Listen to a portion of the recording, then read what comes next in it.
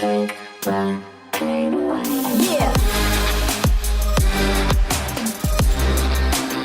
Hello triggers, welcome to the channel. What we are going to do today is that I'm going to go through a fuck ton of things that is going to levitate your skill from a beginner to an intermediate.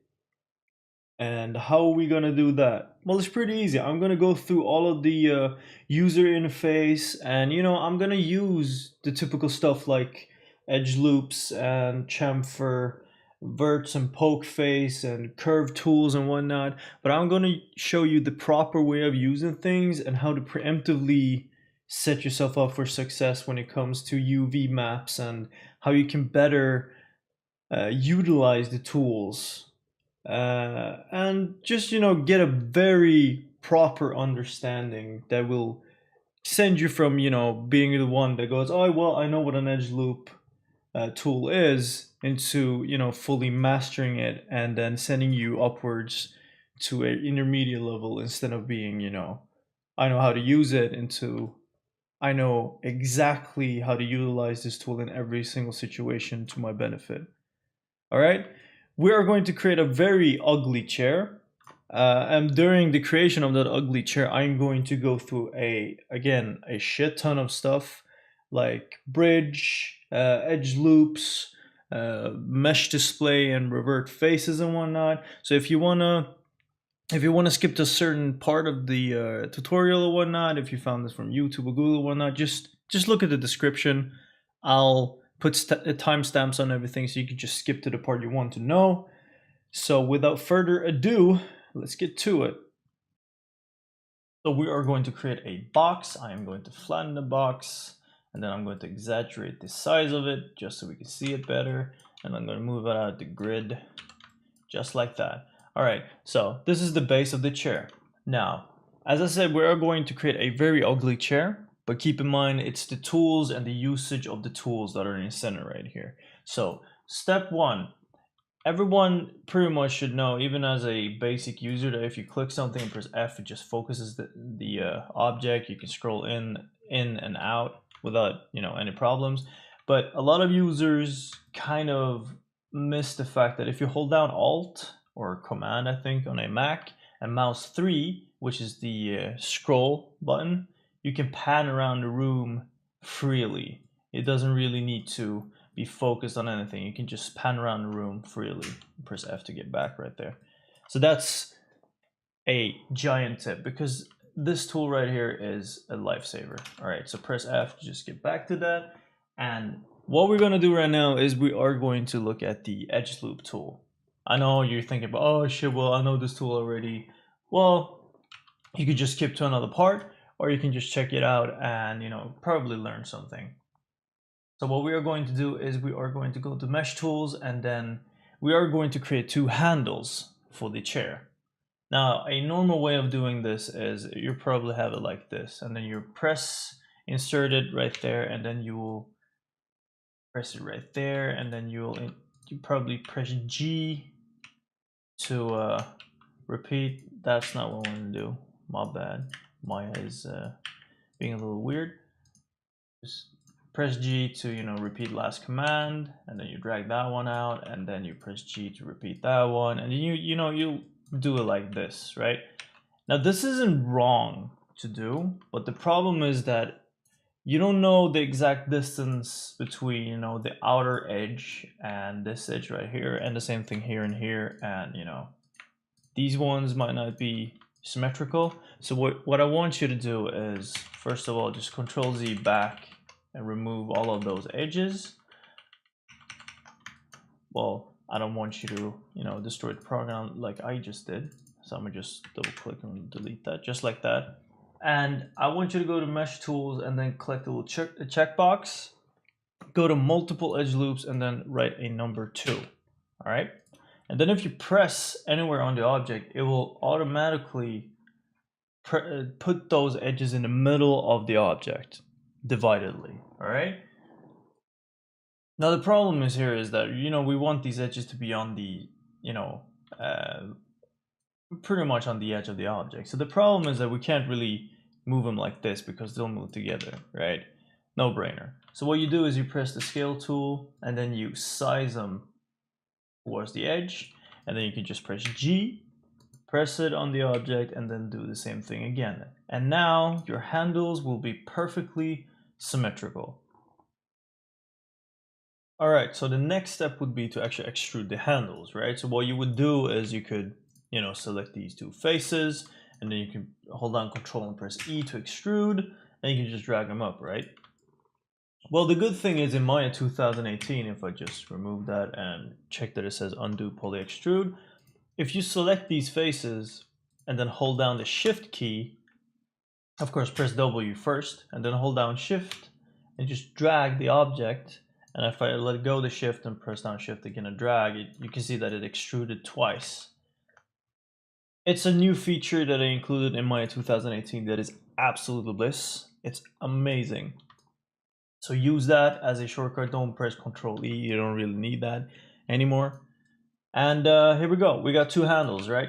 The only thing we need to do right now is that we are going to delete these faces right here. And this kind of looks like two handles, right? The problem is that we have holes everywhere. And we have a couple of ways of doing this, but I'm going to show you step by step what you should do and what you should not do. We are going to utilize the bridge tool, and we are going to use the edge loop to make it way smoother. What I want you to do is to go to edge. I want you to select these two right here, and then I'm going to show you probably how you would have gone by doing this. You can hold down the Shift key and then you can just drag it down. But the problem is here, if I wanted to create a handle, right, and I can just drag these two closer together, you have overlapping faces right here. You see that you have the face that goes across and then you have the face that goes upwards. You never want overlapping faces, especially if you're going to put a texture on it. Then you'll have really weird textures. You have a face on a face, and to come around that, we kind of need to set edge loops to decide where these two, just like these two edges right here meet. We want to cut it out on each side, on the top side and left and right side, and make them connect, right? So what we're going to do is we are going to Control Z back all the way, just like that. And then we are going to go to Insert Edge Loop again. And since it's set to 2 already, I'm just going to click on this. I'm going to resize it back all the way to around there, right? I'm now going to press G. Now there's two ways you can do this. Because it's already set to 2, it's going to do something like this, right? And then you go like, oh, well, I don't really want the bottom edge, right? You could go all the way of, oh, well, go to the checkbox and then change it to 1 or whatever. Or you could just simply, double click on that edge and then hold Control and press Delete. Then it does a poly delete edge, all right? It's just safer to do a Control Delete when you delete edges. And then I'm just going to press W, bring that bad boy up a little bit, just like that. And then I'm going to do the same on this side. I'm going to press G, delete that one, and bring this one up. Now I know what you're thinking. How do I know if these two are in line with each other? And this brings us to the next part, pivot points. Pivot points are absolutely phenomenal to make sure that everything is in sync. Everything is in line and the two objects actually line up without, having to eyeball everything. To demonstrate how this works, I am going to do a very basic thing, and I'm going to demonstrate how this all goes together. Pretty much what you can do, you see this little thing right here? That is called the pivot point. The point where everything scales and moves from, right? So what I want you to do right now is that I want you to press the D key, and that allows you to move the pivot point around. So if I would just place it out here for whatever reason, right? I just place it out there, and then I can just press that thing again, and you see it kind of snaps back. That's because pivot point to edges will always go back to the original point, but you can temporarily manipulate it to actually behave the way you want to. So here's what we want to do, all right? I want you to hold down the V key. the V key activates this tool up here, and that tool up here, if I just hover over it a little bit, it snaps to points. And what it does is that it snaps the pivot point, the little rectangle thing over here, to vertexes. You see these little 2 points right here and these 2 points right here. So what I want to do is, if I go back to object mode and then select that edge, if I hold down V and I want to drag it up and downwards, right? And I just drag the mouse and I say I want it to be aligned with that vertex right there. I'll just hold the mouse over it, and now they're perfectly aligned. I can further demonstrate that by just doing this. I can just select these two and I can just do it just like that, and you can see that they perfectly match with each other. Beautiful. Of course I don't want that, so I'm just going to revert that, and there you go. Now we got two edges where the the handles and whatnot can meet. So what are we going to do? We're going to select this edge right here and that edge right there, and then we're going to press W, and again we want it to be perfectly aligned with these two edges, right? So hold down V again and then snap it, well, extrude it. So you hold down Shift and then V, my bad, and then you just extrude it down to that point. Beautiful, there you go. All right, and then what I want you to do is I want you to select these two and then W, Shift V, so it snaps, right? And then I want you to, you can see that it didn't really do what we wanted to do. That's because you can't snap things with the scale tool in the same way, because you can see that the pivot point is in the middle of it, right? That's because the pivot point with these two edges over here might be the same, but it's not the same on the other side. So unfortunately, you have to do this side by side, which doesn't really take that much time. So if I just select this side right here, W, and then snap, extrude snap it to that edge, you can see that they're perfectly aligned. Amazing. All right, I'm going to do the same with this one, and then extrude snap it just like that. Beautiful. Now you can see that there's another problem right here. We do have an opening and we do not have an edge loop down here, so that actually lines up with this edge loop that we've created here. We're just gonna utilize the tools we already have covered, but the problem is right now is that if I select the insert edge loop and then I press it right here, right? I could just do it like this, and then I would, select the edges, I'd snap it perfectly to that one, and then I'll snap that one perfectly to that one. That's no problem. That's no problem at all. But the problem is right here is that you see that there is no edge loop going over this face right here. So what we need to do is that we need to insert an edge loop on this face right here as well, this one more specifically. So we press G and then insert an edge loop, and then what we need to do is, of course, to line them up with that one and line up with that one perfectly, no problem at all. And now comes the snapping part, right?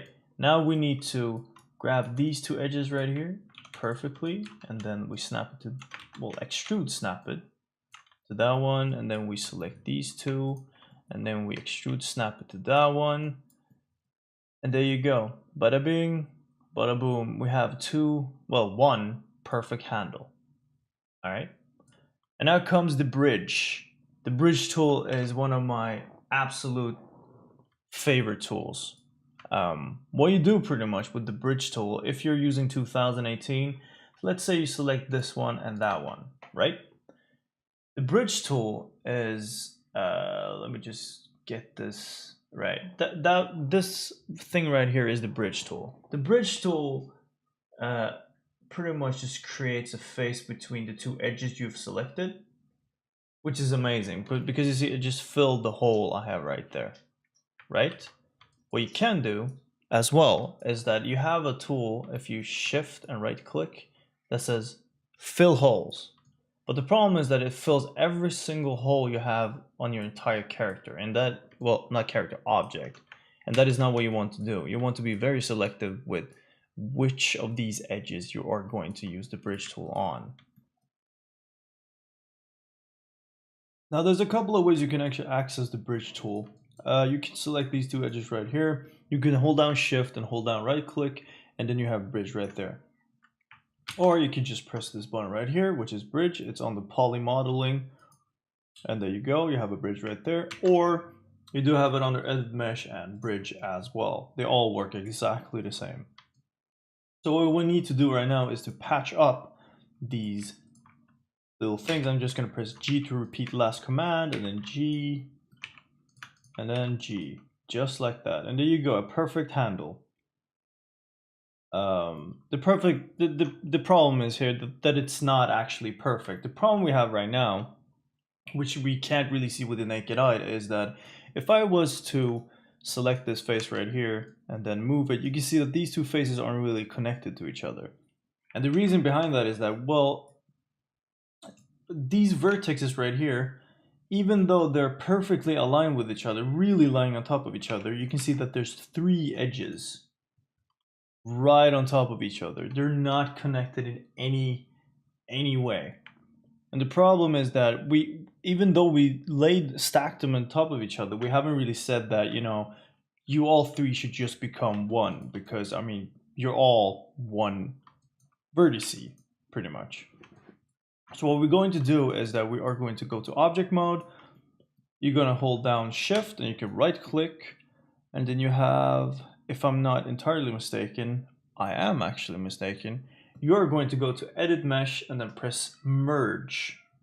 What the merge tool does is that it puts together all of the vertices that are really close to each other and just makes them one unit, just like that. Now, what might be the problem if you have 3 overlapping vertices, you might ask? Well, the problem is that then you'll actually have 3 faces that are completely separate from each other. Your texture will get incredibly wonky because it will not, because when you do a texture, it will kind of connect these 3 to make it one surface or whatnot. And if you have 3 overlapping vertices, it will count this one as a separate face, this one as a separate one, and this one as a separate one. Unity and Unreal does not like overlapping vertices as well. You get a lot of errors from that. So that is a must do. All right. And I know what you're thinking right now. Holy shit, do I have to do the exact same thing on this side? Are you fucking kidding me? No, you're not. Hear me out. What I want you to do is to go to edit mesh and then ignore what I just said and go to mesh tools and then go to the insert edge loop, and I'm going to change this to 1 to just make sure it goes perfectly in the middle, just like that. I'm going to press W, I'm going to go to faces, and then I'm going to delete this side entirely. All right, because we have a perfect side already, right? And we have a flawed side that we haven't really touched. We're going to delete the flawed side. And then what we're going to do is that we're going to select the object, right? We're going to duplicate it. And then what you do is that if you size it this way, you can see it comes out perfectly with the other one.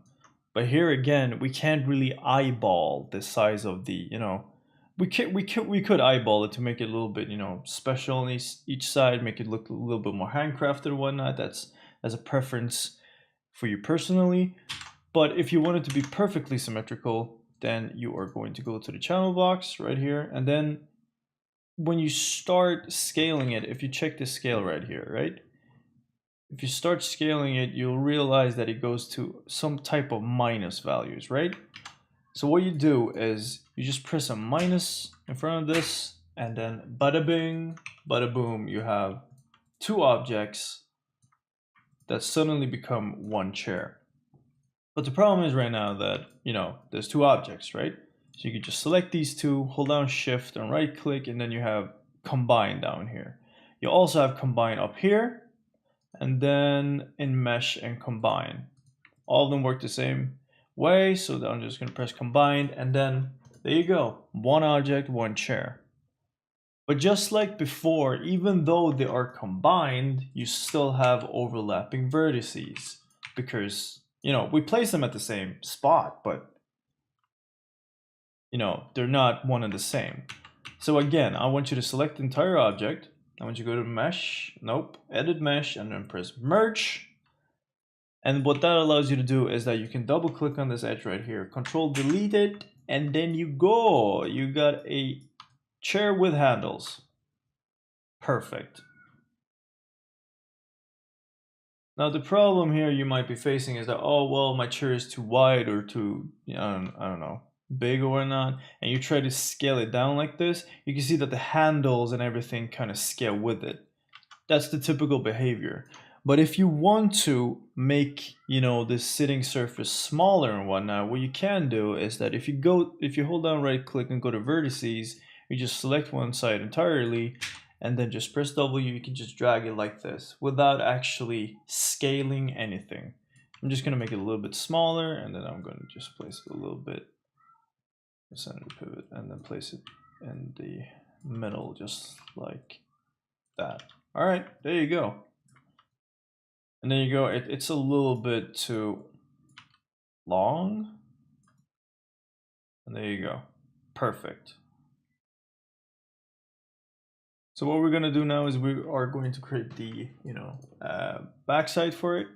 And as I said in the beginning of this video, this is not going to be a very stylish chair. It's going to be pretty fugly. So I'm just going to select this side right here. And then what you can do if you want to make it a little bit smaller is that you can select the scale tool. You can hold down shift and then size them a little bit inwards, and hold down shift again to just extrude them upwards, and then, tilt a little bit more back, just like an OG, just like that. Cool, right? Now the problem we're facing right now is that we want to make 4 legs for it, right? What you could do is that you can make it really easy for yourself. You could just select these 4 faces right here, and you can just extrude it downwards, and bada bing, bada boom, you have a very, very simple chair. Now the thing is though that we don't really want to do that right now because no chair actually looks like that. It's usually more like this. The chairs doesn't really, the legs don't really come from, aligned with the actual handle. It comes a little bit more inwards for stability's sake. So what we're going to do is that we are actually going to create another square just like this one, but on the inside of this giant square right here. And for that, we're actually going to use some new tools. We are going to use the multi-cut tool, which I use all the time. And we are going to use the tools we've previously utilized, like extrude and whatnot. And it's not going to be hard.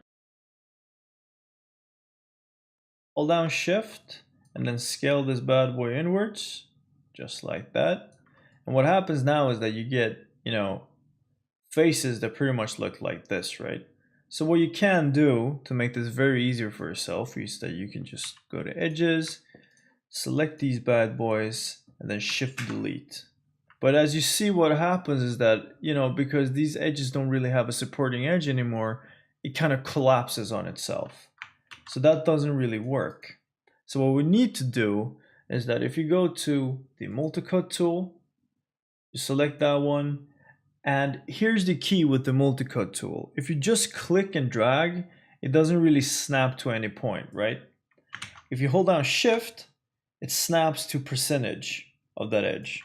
But if you want it to be in a straight line, you can hold down shift and control, and it gives you straight lines. So I want it to be straight from that line, and I'm going to press enter. And then I'm going to select that line again, control and shift.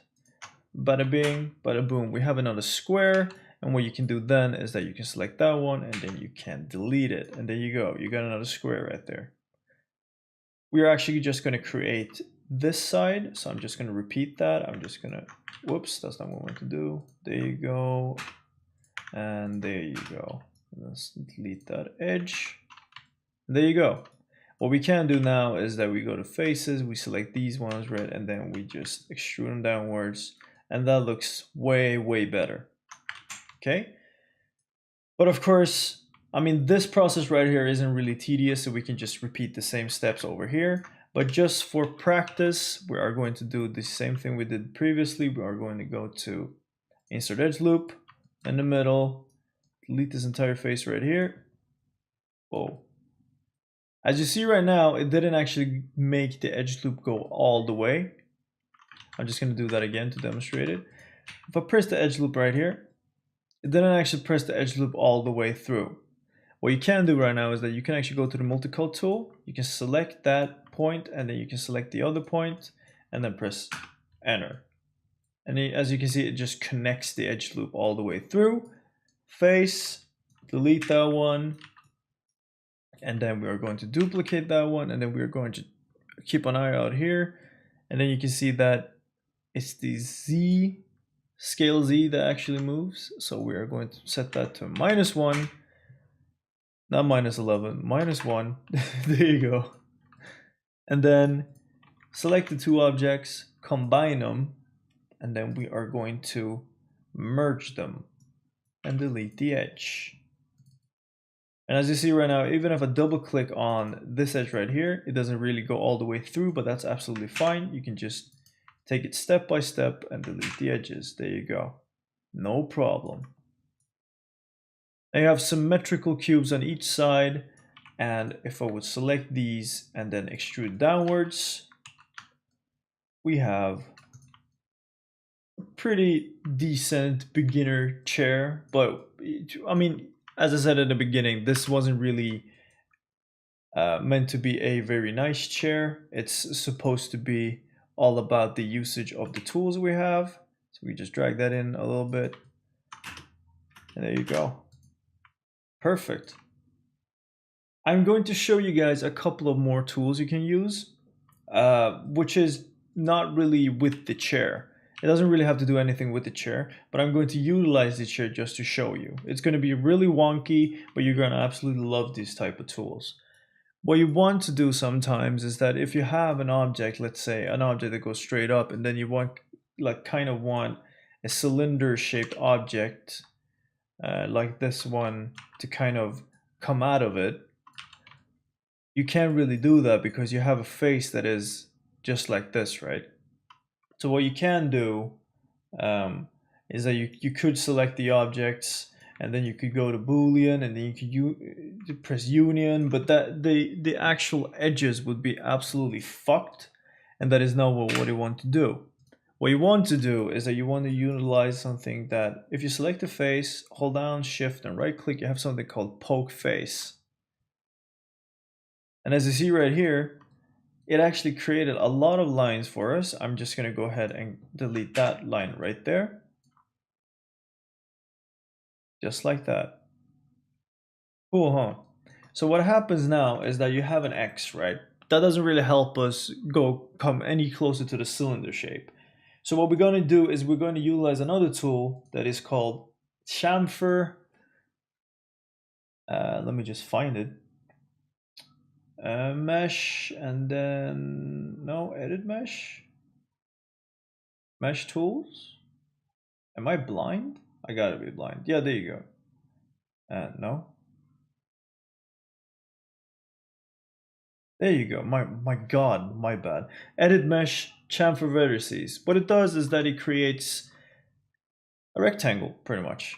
So what happens is that you can change the width and whatnot on this, but that's not what we want to do, because this is just another square, right? I could have just, you know, if I delete these edges right here, I could have just done the same thing by just extruding and then just dragging this thing inwards, right? That's the same thing, but that's not what we want to do. That's not what we want to do at all. So poke face, I'm just going to delete that edge. Vertices, edit mesh, chamfer vertices, and then we are going to do the same thing again. We're going to select these vertices right here and then press G, and then voila, you actually have a cylinder coming out of the chair.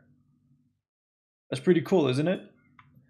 And let's say that, you know, because we've actually gone through the whole, you know, snapping the vertices and whatnot before, we're actually going to correct this. If you want, because you see this is a little bit slanted, this face right here. So when something is extruded out of it, the face that comes out of it is going to be slanted as well. But if you want it to be straight, you could just go to vertices, just like that. You could go to a side view to make it just easier for yourself. And then you just drag select these ones. You hold down V, you snap it to that one. And then you do the same thing with this. You snap it to the previous one, and then the previous one. And then suddenly you have a straight face. Absolutely amazing.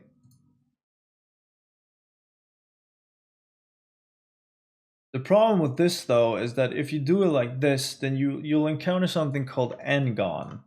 And nGon is this face right here.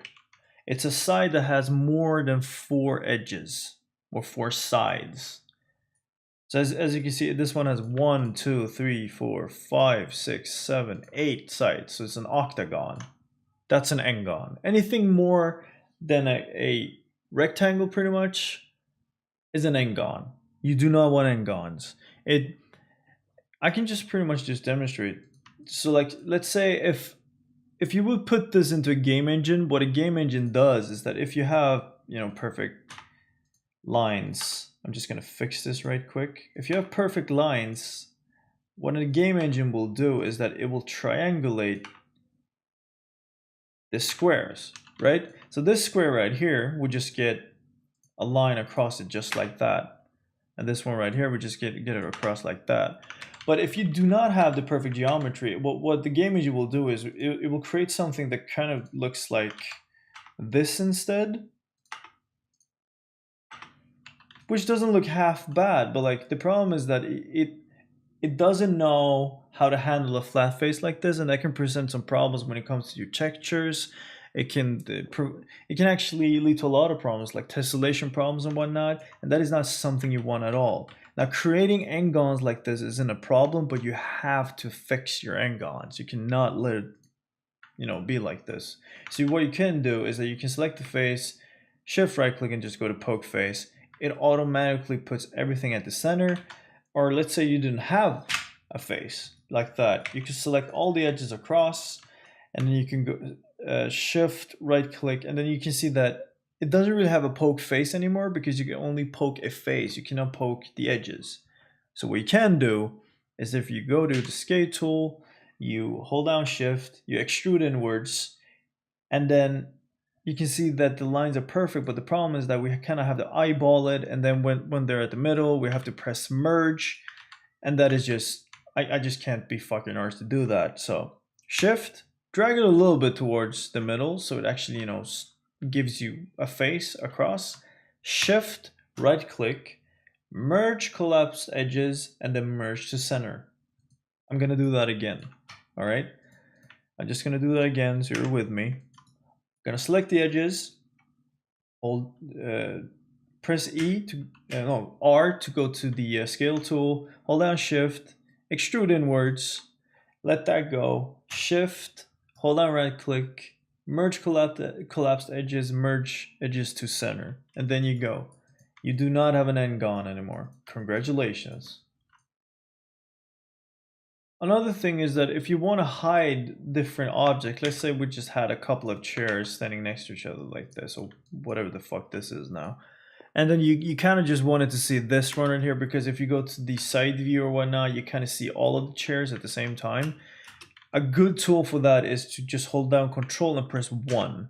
What that does is that it isolates the object you're focused on, and then if you switch side view, you can see that all the objects just comes back, right? That's because if you isolate an object, it's isolated on that specific camera view. So if you hold on Control 1 again, it just goes back to perspective. It removes the isolation of that object. So let's say I wanted to see this from the side, right? So space, go to that one, and then Control 1. It removes all of the other objects and isolates the one I wanted to focus on. Now this brings us to pretty much the end of the tutorial, and I'm going to leave you with the importance of center pivot, freeze transformation, and delete history. Now until 2018, these 3 buttons right here weren't really, within the menus and whatnot. You could find it within the menus like this, but then you would have to click three different things. So what people would do is that they would create their own scripts like this, like I have, and then, spam click these when it was time to actually export your model. But the thing is, they actually get smarter, the Autodesk team, and they actually implemented these three nice buttons right here. And what do? Well, let's say you have the pivot point right here, right? You switched it for whatever reason, and then you want to center the pivot, because if you drag this model, if you export it like this and then drag it into the Unity engine, the problem is, or like Unreal or whatever engine you're using, the problem is that the pivot point of this object would remain the same. It will be out here. And then placing down an object and making sure that it's like, you know, I don't know, let's say it's wonky and it's just up here. Imagine a dude sitting and trying to build a level and then going like, oh, well, I need to make sure that it's on the ground. And then he zooms in and he tries to, you know, look where the ground is, but he doesn't have the controls to actually move it down because the controls on the pivot point are up here. That's fucking disgusting. That's annoying as hell. So what you need to do is that you press this button right here, it just centers the pivot to your object. So the difference is this one as it was before, and this, which is the center of my object. All right. And then you can just look over here. You see all of these inputs. That is all the edges, that's all the bridges, that's all the extrudes, that's everything we've ever done to this object pretty much. And that cannot be included when we export this, because that can present a lot of problems when it comes to dragging it into the engine, because some of the historical facts that is put into this object can actually override some of the things inside the game engine, and that presents a lot of fucking issues. And of course, sometimes you just need to remove all of this history to make sure that the object doesn't behave weird when you use different type of tools on it as well. So a lot of the time you could just, you know, go to this thing right here, which is delete history, and it just cleanses it. It makes it a new object pretty much. It removes everything but the transformation values. All right, stick with me. When you move an object, that is called translate, just like this. You can see that it translates in different ways. All right, so you move an object, that is called translate. When you scale an object, it's called scale, and you rotate an object, it's called rotate, right? The problem is that it can't really have any values on it like this, because let's say I had some scale values like this on it, and then I would export it and then bring it into the game engine. Then suddenly the dude that is, you know, got into a scene and whatnot is like, okay, well, I want to rotate this chair 90 degrees, right? Suddenly 90 degrees isn't that easy to do anymore, is it? Because you have minus 23.749. Then he has to bring up the, I don't know, calculator on his computer and whatnot, and then actually try to figure out what 90% is from this, because this is 0.0, right? What you can do, or what you have to do, is you select the object, and then you press this little thing here, the snowflake or whatever, and it freezes your transformation, so everything goes back to 0. So this is pretty much a new object with no translate, rotate, or scale value, no history in it that can actually override or clash with any other commands in any other engine, and is absolutely ready to export. This is something you have to do constantly. Even if you're just going to export it and just bring it into another computer, especially if you're going to bring it onto another computer, you have to spam click these three buttons right here. Make sure it doesn't have any type of history on it, and that will make sure that it doesn't really behave weirdly when you're trying to import it into another scene or another computer. You probably had one or two friends, or maybe you've encountered this problem yourself, where you've sat in school or university or whatnot, you've done a model, you exported it, and then you kind of imported it into your own computer, and it looks weird as fucking hell. And that is because it tries to read all of the history and then implement it into your object. And that doesn't go well the majority of the time. So you have to remove the history and everything, so it kind of reads your object as a new object but no history, and it's just pretty much like a primitive, because as you can see at this primitive, no values, no nothing. The pivot is in the center and it's pure. You need a pure object. That was pretty much it for this tutorial. Thank you guys for watching. If you want me to cover anything else, just let me know down in the comments, and I'll see you guys next time.